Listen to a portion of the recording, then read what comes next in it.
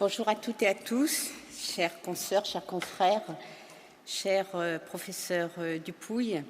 Je suis heureuse de pouvoir vous présenter les dispositifs ordinaux, mais au-delà des dispositifs ordinaux, sachez que j'ai parfaitement conscience des difficultés que rencontre un médecin de terrain, pour la bonne et simple raison que je suis médecin généraliste en activité. J'ai été longtemps seulement médecin généraliste, confronté aux mêmes difficultés que vous posez, même seul, face au vif, aux dilemmes éthiques et déontologiques quand on doit faire un signalement. Voilà, j'ai été médecin légiste après par la suite, ce qui m'a permis de peut-être me sentir un peu plus à l'aise, mais encore, est-ce qu'on peut être à l'aise face au vif? Emeline vous a parlé des hommes. J'ai autopsié un homme victime de violences conjugales. Voilà, plusieurs femmes malheureusement. Donc tout ça pour vous dire que c'est au titre de la vice-présidence que j'interviens. Je suis première vice-présidente du Conseil national de l'Ordre des médecins. Je suis présidente du CNVIF. Voilà, et j'espère que je vais vous apporter des clés et surtout l'assurance aujourd'hui que le CNOM va vous accompagner. Je suis une jeune élue. Je suis élue depuis, enfin j'ai été secrétaire générale du 63 en 2014 et première vice-présidente en 2019. Donc j'ai vraiment les pieds ancrés sur le terrain. Je suis pas hors sol. Voilà, je tenais à le préciser quand même. Alors, le dispositif VVS, c'est surtout cela. Alors, je le balaye très rapidement, mais c'est surtout lui qui va vous aider. Donc, il a été créé à mon initiative en 2019, parce que j'ai représenté le Conseil national de l'Ordre des médecins en 2019. Je pense que j'avais été choisie par rapport à mon cursus professionnel pour le Grenelle des violences conjugales. À la suite de ce Grenelle, j'ai créé le CNVIF, qui est un comité national pluridisciplinaire interinstitutionnel avec des magistrats, des personnes du droit, des représentants des ordres, le barreau, la santé, où on réfléchit. On est une cinquantaine d'experts bénévoles où on réfléchit, on fait des outils. Je vous invite à aller voir le site. Et dès l'adoption de la loi du 30 juillet 2020, il m'apparaissait bien que cette dérogation permissive permettant à un médecin de faire un signalement de femmes, particulièrement les femmes, Emeline vous l'a expliqué pourquoi, mais victimes de violences conjugales, il m'apparaissait évident de devoir vous accompagner dans cette dérogation permissive complexe. Donc, nous avons fait en tripartite un vadémécum qui est devenu le référentiel, avec l'HAS, la chancellerie et le CNOM pour les violences conjugales. Et là, ça a été vraiment le déclic et le lancement du dispositif VVS, l'élaboration des outils, rubriques. Et là, je vous incite à aller voir le site du CNOM où des kits ont été faits sur le principe de, vous savez, la trousse d'urgence de l'OAP, on sait tout ce qu'on a dedans. Là, vous aurez des kits pour les mineurs, les victimes mineures et les victimes majeures. Donc, sachez que depuis 2023, vous avez 103 commissions statutaires vigilance, violence, sécurité au sein de votre conseil départemental, avec des élus qui ont cette appétence sur ces thématiques-là, avec des élus qui sont formés, qui seront reformés à chaque changement de mandature, donc, et qui ont, bien sûr, on va s'améliorer, parce que vous l'avez compris, la culturation de l'institution ordinale sur ces sujets-là est quand même assez récente. Il y a un phénomène de régionalisation. Pourquoi régionalisation? Parce qu'elles ont pour mission donc, de former de façon triennale les élus, mais pas que cela. Elles sont en relation avec les universités et les ARS. Les ARS, pourquoi? Parce que, bien sûr, nous ne sommes pas les seuls professionnels de santé concernés par les VIF.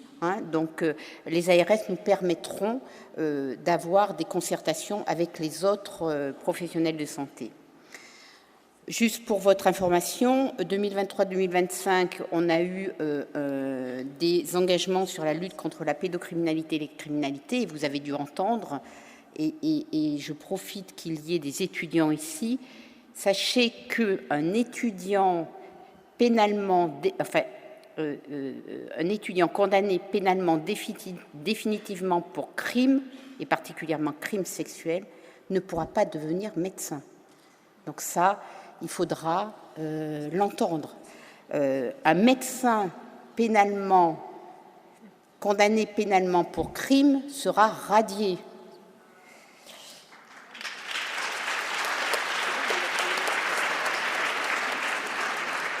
Je le dis haut et fort pour que tout le monde l'entende, je ne permettrai pas que ça se poursuive.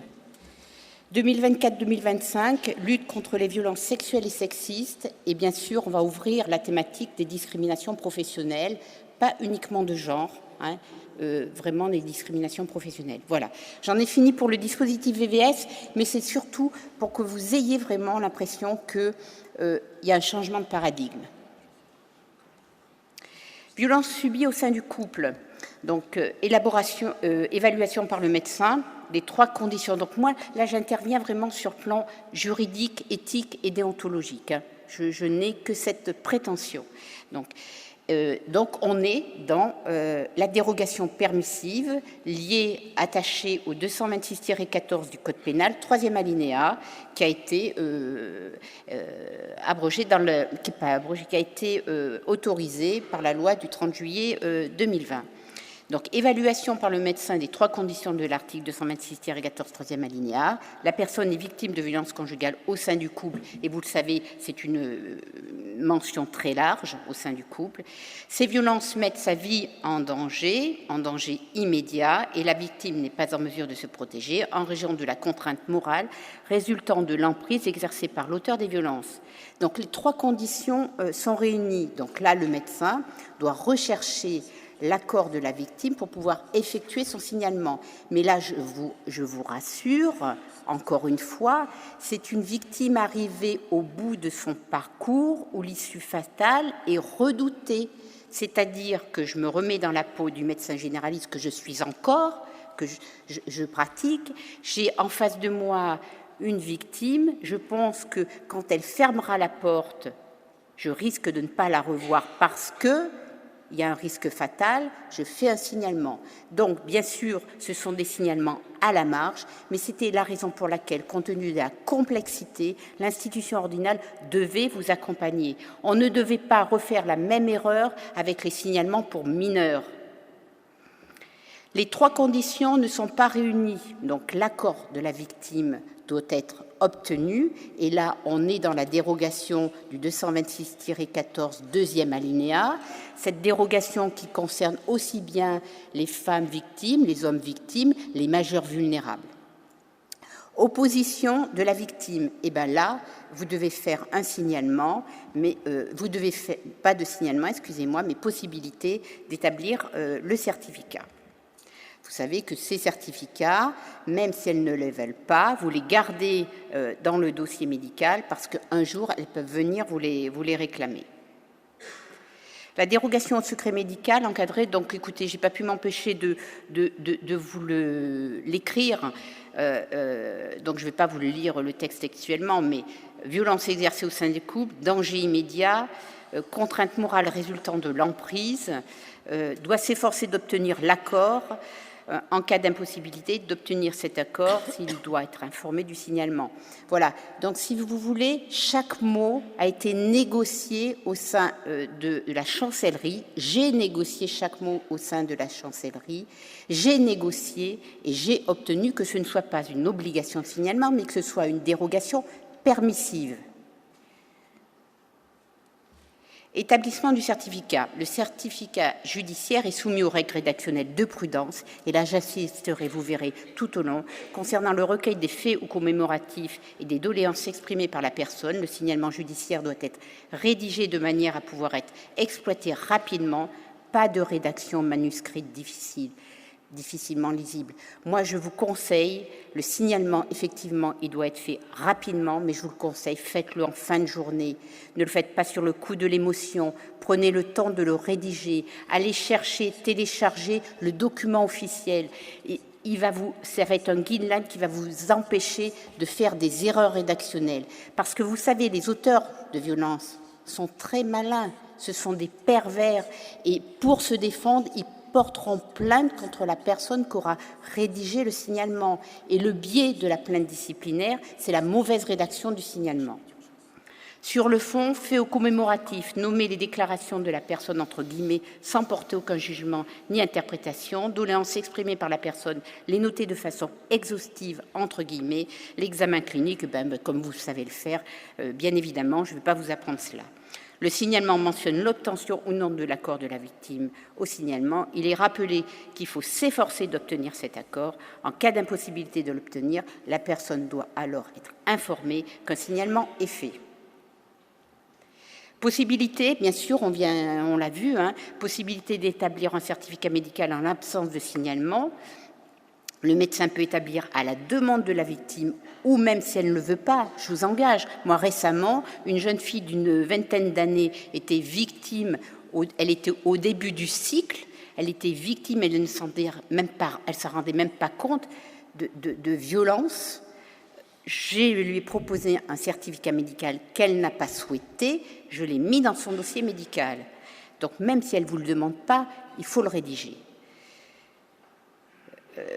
En cas de violence, donc sur la personne majeure, le médecin remet l'original du certificat directement à la victime examinée et en aucun cas à un tiers.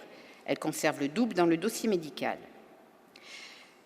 Là, on va aborder, bien sûr, dans les vifs, on l'a vu, c'est les femmes, particulièrement les femmes majeures victimes de violences conjugales. Les mineurs 17-18 ans peuvent être considérés comme violences conjugales, mais les enfants, on les a souvent considérés comme des témoins. Maintenant, ce sont des co-victimes de violences intrafamiliales dans le contexte des violences conjugales et des fois, malheureusement, des victimes directes. Donc, mineurs en danger, une dérogation au secret médical.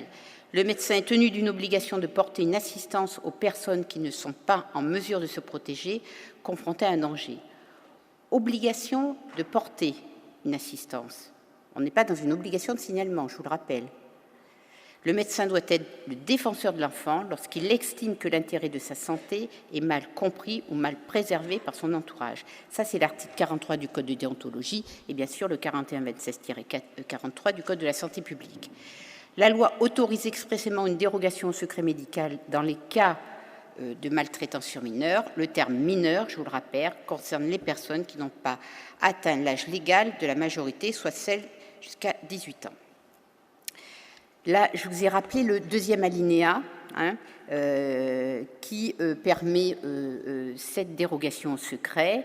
Le secret médical n'est pas applicable aux médecins ou à tout autre professionnel de santé qui porte à la connaissance du procureur de la République, j'insiste, du procureur de la République.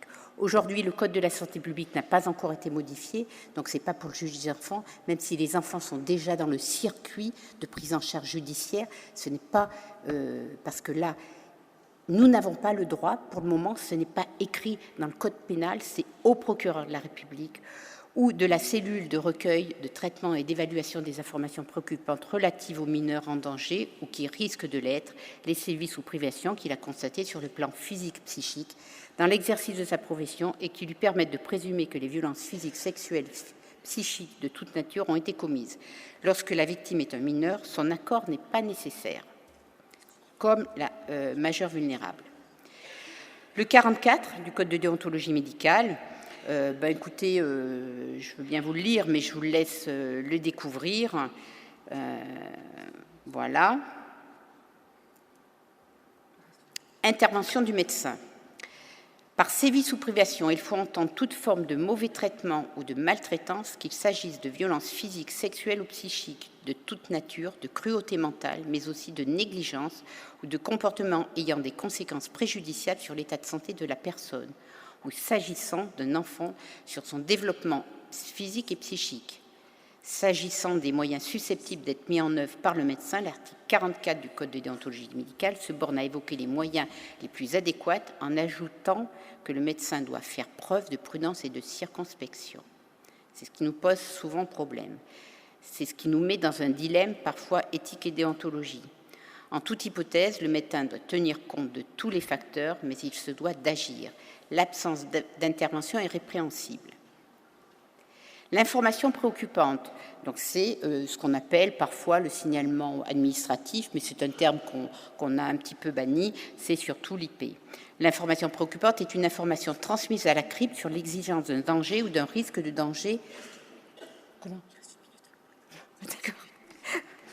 D'un danger pour un mineur, soit que la santé, la sécurité, la moralité du mineur soient considérées être dans un danger ou un risque de danger, soit que les conditions de son éducation, de son développement physique, affectif, intellectuel et social soient considérées être gravement compromis ou en risque de l'être. La finalité de cette transmission est d'évaluer la situation d'un mineur ou de déterminer les actions de protection et d'aide dont ce mineur et sa famille peuvent bénéficier. Dans le cadre de la transmission de l'information, le médecin doit porter à la connaissance de la cellule les préoccupations ou inquiétudes. Alors, je vais être assez rapide parce que je crois que j'ai été déjà trop longue. Est-ce qu'on pourra leur transmettre la présentation? Voilà. D'accord, ok. Voilà, donc là, vous découvrirez les rédactions et l'information préoccupante avec tous les conseils qu'on peut vous donner. Il y a un modèle qui a été construit, alors non pas que par l'ordre. J'ai invité les sociétés savantes, la Société française de pédiatrie médico-légale, l'Observatoire national de la protection de l'enfance et des médecins référents de la protection de l'enfance pour pouvoir répondre et faire un modèle consensuel. Donc là aussi, vous verrez, je vous engage à lire les conseils sur les rédactions de l'information préoccupante. Et les points d'attention, l'IP n'est pas une pièce, attention, formalisée du dossier médical, pas communicable aux parents, à l'enfant ou à la tierce, même médecin, par le médecin rédacteur. Son seul destinataire est la CRIP. Le médecin garde une copie de cette IP et trace son envoi. Et puis, vous verrez après la suite. L'information, donc, une nouveauté. Depuis, donc, devoir d'information du médecin, on l'a vu, devoir d'information de la CRIP. Depuis 2022, normalement, la CRIP doit vous faire un retour, tout comme le signalement judiciaire du 226-14, troisième alinéa. Je me suis battue pour que la chancellerie donne les directives au PROC. Vous devez avoir un retour. Si des fois vous deviez faire un signalement dans ces conditions, qui sont des signalements normalement à la marge, vous devez avoir un retour et vous devez, grâce à ce retour, si vous avez des craintes pour votre sécurité, vous devez en faire part au procureur pour qu'il puisse mettre en œuvre une sécurité autour de vous. Le signalement, donc là, il sera téléchargeable sur le site, et je suis désolée, comme j'ai été très bavarde. Rédaction, voilà, information, voilà. Envoi du signalement, vous aurez toutes les consignes. Point d'attention, et je vous remercie pour votre écoute et votre engagement.